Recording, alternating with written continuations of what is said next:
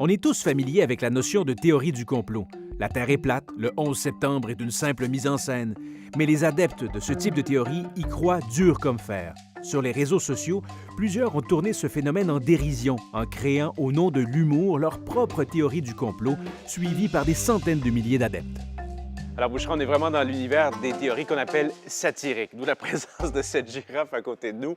Dis-nous en quoi ça consiste. C'est des théories qui ont été partagées sur les réseaux sociaux vraiment à des fins humoristiques, mais qui ont attiré beaucoup d'adeptes. Donc, une des plus connues, c'est la théorie comme quoi les girafes n'existent pas. Et ça, sur le réseau social Reddit, il y a 126 000 personnes qui alimentent quotidiennement cette théorie-là. Puis il y a d'autres équivalents. Une qui est très connue, c'est celle que la Finlande n'existe pas. Finland doesn't exist. C'est pas un vrai pays. Et puis, on retrouve aussi une autre version comme quoi l'Australie n'est pas un vrai pays.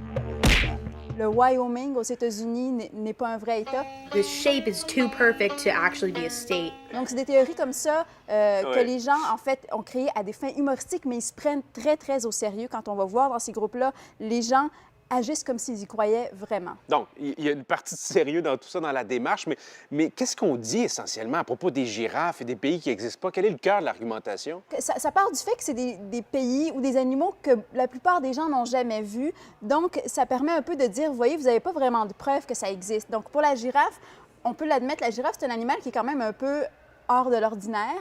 Donc, par exemple, une des images qui est partagée sur ce groupe-là, sur la girafe, dit que la licorne, qui est un cheval avec une corne, ça n'existe pas. Tout le monde est d'accord là-dessus. Les licornes sont vraiment vraies! Bon, Mais la girafe, qui est une espèce d'hybride entre un léopard, un orignal, un chameau... C'est un coup monté? Dans ce groupe-là, les gens disent, en fait, la girafe, c'est des robots, c'est des genres de drones qui ont été créés par le gouvernement pour nous surveiller. Mais ce qu'on peut voir sur la forme, c'est que ce sont les mêmes codes qui sont employés, que ce soit une théorie du complot réelle, entre guillemets, et satirique, les mêmes codes. C'est ça. Donc, les gens qui font vivre ces théories-là agissent comme les gens qui croient vraiment, sincèrement, à d'autres théories du complot. Donc, par exemple, ils vont dire, oui, il y a des gens qui connaissent la vérité, il y a des gens qui savent que la Finlande n'existe pas, mais ces gens-là ont peur de parler, ces gens-là, on les fait taire. Un autre argument qui est souvent utilisé pour justifier les théories du complot, c'est, en fait, il y a des failles qui nous montrent que la version officielle, elle n'est pas vraie. Et ces failles-là, on peut les voir. Par exemple, pour la girafe, il y a une vraie photo qui a été publiée il y a quelque temps d'une girafe albinos. Et les gens disent, vous voyez, cette photo-là, c'est la preuve que la girafe, c'est un animal qu'on a peint artificiellement. Puis là, on voit la faille dans la théorie officielle. Des gens vont créer aussi parfois des images truquées. Par exemple, on voit dans ce groupe-là quelqu'un qui est en train de peindre une girafe. Donc ça, c'est une photo truquée et les gens vont dire, bon, on a vu la faille. Ou encore une photo d'une girafe, un gros plan. Puis là, il dit, vous voyez ici, on peut voir les boulons, les soudures. C'est la preuve que c'est un robot.